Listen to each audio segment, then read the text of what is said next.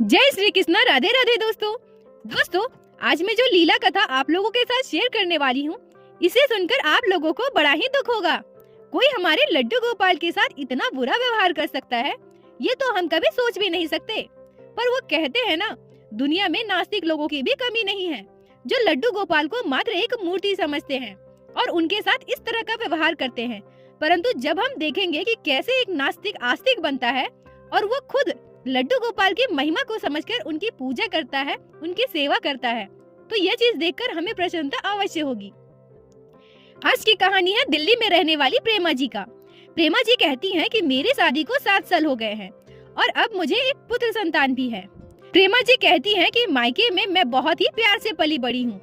हम लोग 2 भाई बहन हैं, मैं और मेरा छोटा भाई। हमारी फैमिली उतनी ज्यादा अमीर तो नहीं है। मेरे पापा प्राइवेट जॉब करते हैं, जिसकी सैलरी बहुत कम है, पर हम दोनों की हर ख्वाहिश को पूरी करते हैं और हमें अच्छे से पढ़ाया लिखाया भी। जब मेरी पढ़ाई पूरी हो गई तो उस समय मेरे लिए एक रिश्ता आया। मेरे परिवार वाले बहुत ही खुश थे, क्योंकि लड़का सरकारी नौकरी में था। मेरे हस्बैंड डिफेंस में जॉब करते हैं। मेरे लिए इतने अच्छे घर का रिश्ता पाकर मेरे मम्मी पापा बहुत ही खुश थे और मेरी शादी यहाँ कर दी। शादी के कुछ दिनों के बाद मेरे हस्बैंड वापस अपनी जॉब की जगह पर चले जाते हैं और घर पर मैं, मेरी सासू माँ और मेरे ससुर जी रहते हैं। शादी के कुछ महीनों तक तो मेरे ससुराल वाले मुझसे बहुत अच्छा व्यवहार करते थे, पर धीरे धीरे उनका व्यवहार मेरे प्रति बदलने लगा। मेरी सासू माँ हर बात पर मुझे ताना देने लगी, बात बात पर मुझे मेरे मम्मी पापा को गलत कहने लगी। हमेशा बस वो यही ताना देती थी कि क्या तुमने अपने मायके में ये चीज देखा है, क्या तुमने अपने मायके में कभी ये सुविधा देखी है, क्या तुम कभी इतने बड़े घर में रही हो, क्या तुमने कभी ये सारी चीजें खाई है। प्रेमा जी कहती हैं कि सच कहूँ तो मैं इन सब बातों से बहुत दुखी हो गई। मैं बहुत ही तंग आ गई थी, मैं बहुत रोती थी, पर मैंने कभी भी अपने मायके में ये सारी बातें नहीं बताई। मुझे पता था कि अगर मैं ये सब बातें अपने मायके में बताऊंगी तो मेरे मम्मी पापा बहुत दुखी हो जाएंगे। मेरे पापा भले ही गरीब थे, वो प्राइवेट जॉब करते थे, कम सैलरी पाते थे, परंतु वो कभी भी मुझे कोई दुख में रहने नहीं देंगे। वो मुझसे बहुत प्यार करते हैं और अगर मैं उन्हें ये सब चीजें बताऊंगी तो वो मुझे यहाँ से आकर लेकर चले जाएंगे। और मैं अपने ससुराल से भी नहीं जाना चाहती थी, क्योंकि मुझे लगता है कि मेरे मम्मी पापा ने बहुत मुश्किलों से मुझे पढ़ाया लिखाया है, मेरी शादी करवाई है, और अगर मैं इस तरह से अपना ससुराल छोड़कर अपने मायके चली जाऊं तो उन लोगों के लिए बहुत बड़ी दुख की बात होगी और मैं उन्हें परेशान करना और नहीं चाहती थी। ये सारी बातें सोचकर मैं हमेशा चुप रहती थी। मैं अपने पति को भी फोन पर कभी कुछ नहीं बताती थी। मेरे पति बाहर रहते हैं, जॉब करते हैं और मैं अभी अभी शादी होकर आई हूँ। अगर मैंने कुछ भी उनसे बताया तो उन्हें कहीं ये ना लगे कि मैं उनके मम्मी पापा के बारे में गलत बातें बता रही हूँ। वह मेरे बारे में गलत धारणा ना बना ले। मैं अपने पति से बहुत प्यार करती थी। मैं नहीं चाहती थी कि हम दोनों का रिश्ता खराब हो। बहुत सारी बातें सोचकर, बहुत सारी चीजें सोचकर मैं उनके तानों को सुनकर भी अपने ससुराल में एडजस्ट करने की कोशिश कर रही थी। तभी रक्षाबंधन का त्योहार आया और मेरे पापा मुझे लेने के लिए आए। मैं अपने पापा के साथ अपने मायके गई। मायके में जाकर भी मैं हमेशा उदास रहती थी। मेरी मम्मी मुझसे हमेशा पूछा करती थी कि प्रेमा कोई बात है क्या, तुम इतना उदास क्यों रहती हो, तुम ससुराल में खुश हो ना। मैं अपने मम्मी से कहती थी, हाँ मम्मी सब ठीक है, मैं बहुत खुश हूँ वहाँ पे। तभी मेरी मौसी हमारे घर कुछ दिनों के लिए रहने के लिए आती है और यही मेरी जिंदगी को पूरी तरह से बदल देता है। मौसी अपने साथ लेकर आती है एक प्यारे से छोटे से लड्डू गोपाल। मेरी मौसी पहले भी हमारे घर आया करती थी, पर उन्होंने कभी भी अपने लड्डू गोपाल को लेकर नहीं आया। मेरी मौसी जॉब करती थी, तो जब भी वो आती थी तो कुछ ही घंटों में वापस चली जाती थी, इसीलिए कभी लड्डू गोपाल को साथ लेकर नहीं आई। पर अब मेरी मौसी रिटायर्ड हो चुकी है और जब उन्होंने सुना कि मैं भी यहाँ आई हुई हूँ तो उन्होंने सोचा कि यही अच्छा मौका है, जाकर थोड़ी दिन रहते हैं, प्रेमा से भी मिलना हो जाएगा और घूमना भी हो जाएगा। इस बार मौसी कुछ दिनों के लिए आई थी, इसलिए अपने लड्डू गोपाल को साथ लेकर आई। जब मेरी मौसी लड्डू गोपाल को लेकर आई तो हम सभी बहुत खुश हो गए थे। प्यारे से छोटे से लड्डू गोपाल को देखकर हम सभी का मन प्रसन्न हो गया था। मौसी सुबह उठकर लड्डू गोपाल को स्नान कराती थी, श्रृंगार कराती थी, उन्हें भोग लगाती थी। यह सब देखकर मुझे बहुत अच्छा लगता था।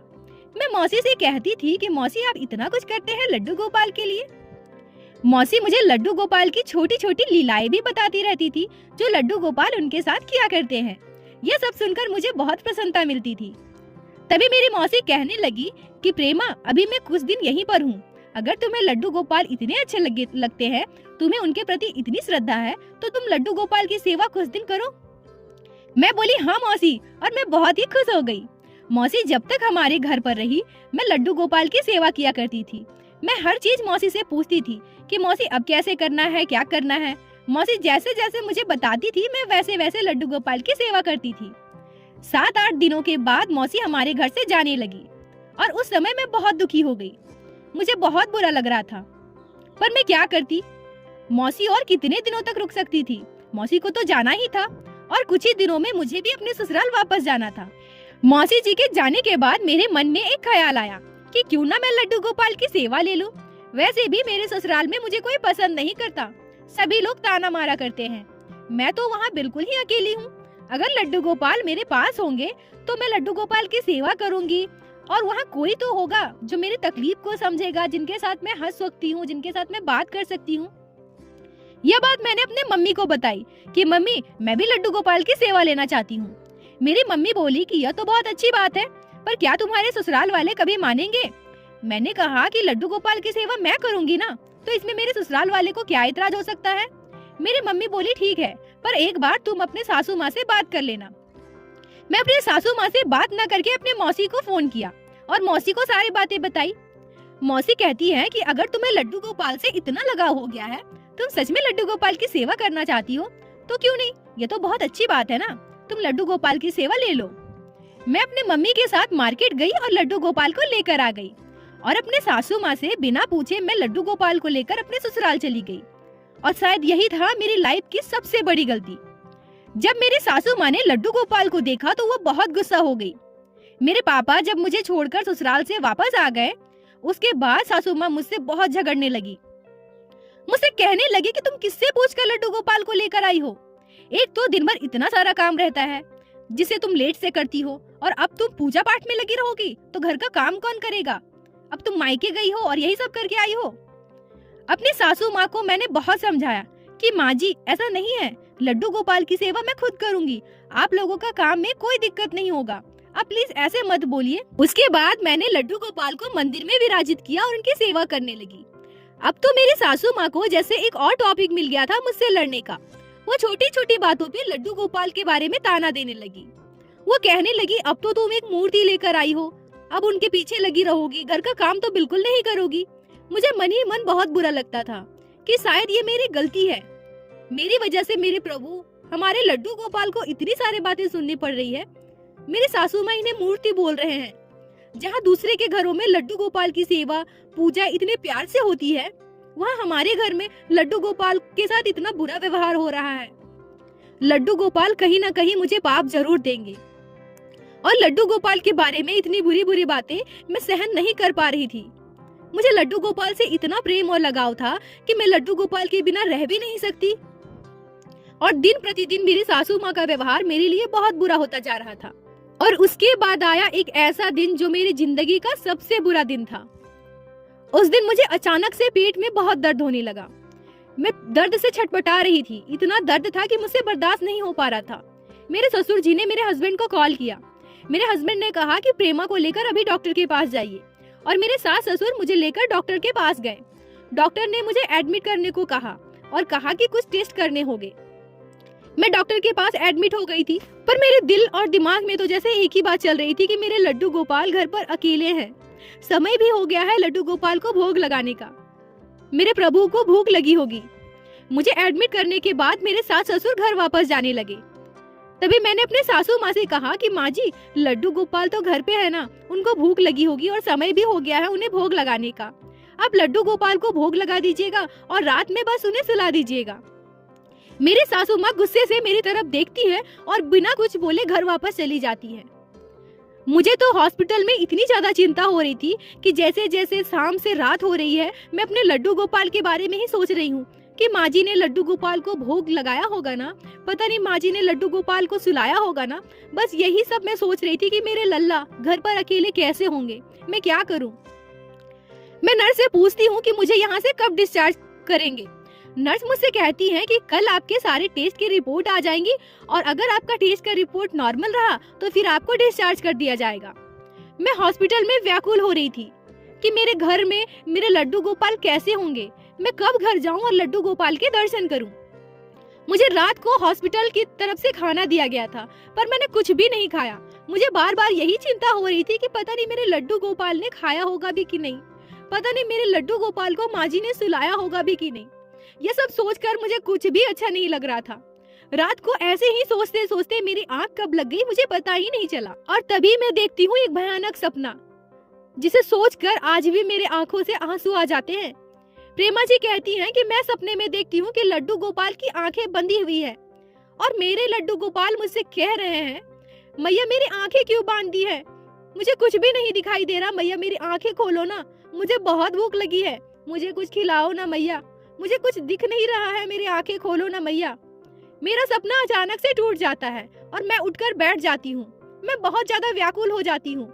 मैं क्या करूँ, मुझे कुछ समझ नहीं आता है। मेरे लड्डू गोपाल की आंखों में पट्टी क्यों बंधी है, लड्डू गोपाल भूख से क्यों रो रहे हैं। ये सब सोचकर मैं जैसे पागल हो रही थी। जिस हॉस्पिटल में मैं एडमिट थी वो हमारे घर से 3 किलोमीटर की दूरी पर था। मैं हॉस्पिटल से बिना किसी को कुछ बताए चुपचाप निकल गई। मुझे पेट में दर्द तो हो रहा था, पर यह तकलीफ उतनी ज्यादा तकलीफ नहीं दे रही थी जो तकलीफ मुझे मेरे लड्डू गोपाल को सपने में इस तरह से देखकर हो रही थी। लड्डू गोपाल मेरे सपने में आए और वो भी इस तरह से। मुझे लग रहा था कि कहीं न कहीं कुछ तो गड़बड़ है। मैं दौड़ते भागते कैसे भी अपने घर पहुंची। मैं जब घर पहुंचती हूँ तो मेरी सासू माँ और मेरे ससुर जी मुझे देखकर चौंक जाते हैं और कहते हैं कि तुम यहाँ कैसे आ गई, पागल हो क्या।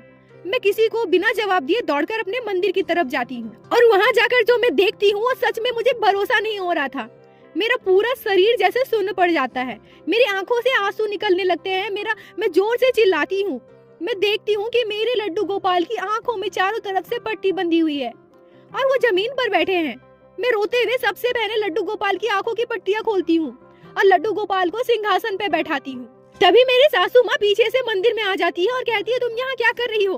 मैं अपने माँ जी से कहती हूँ कि माँ जी आपने ये क्या किया है, आपने लड्डू गोपाल के साथ ऐसा व्यवहार किया, आप कैसे कर सकती हैं ये सब, आपने लड्डू गोपाल को क्यों बांधा है।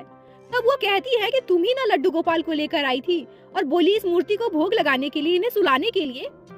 मैं इनकी सेवा क्यों करूं, मैं क्यों इस मूर्ति के पीछे अपना टाइम वेस्ट करूं, मुझे ये सब नहीं होगा।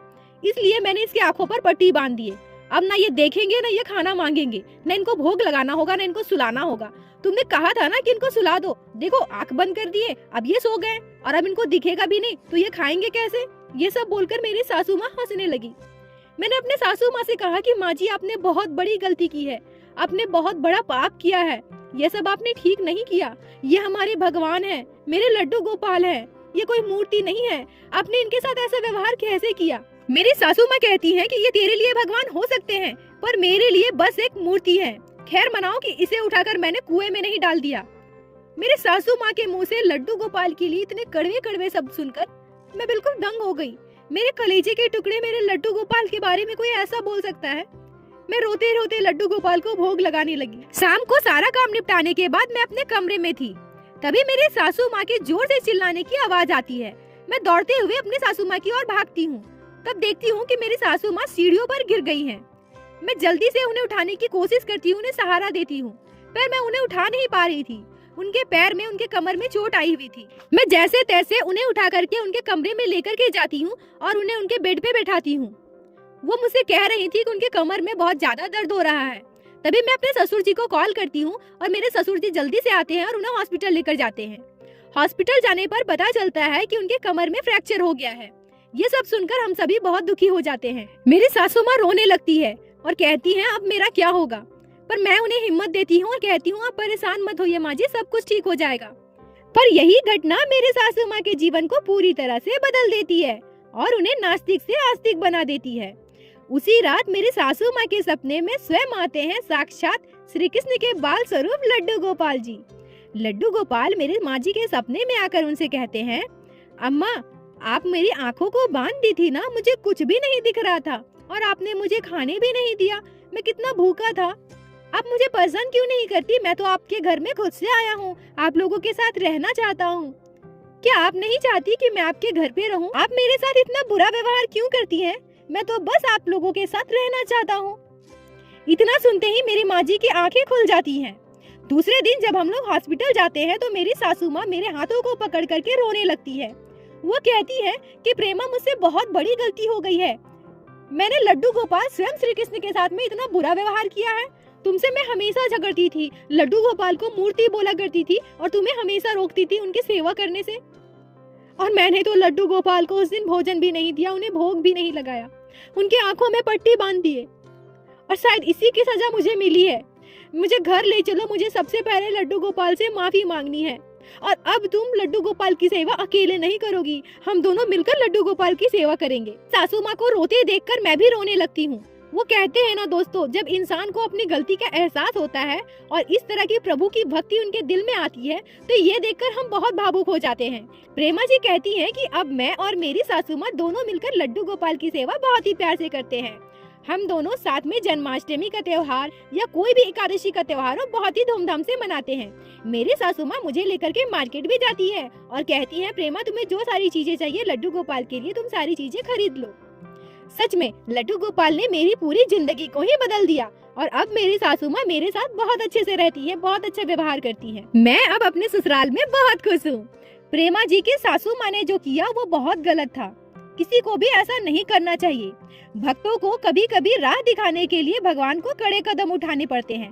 शायद इसीलिए प्रेमा जी की सासू माँ को सबक सिखाने के लिए उन्हें इतना दुख झेलना पड़ा और अंततः उन्हें अपने गलती का एहसास हुआ।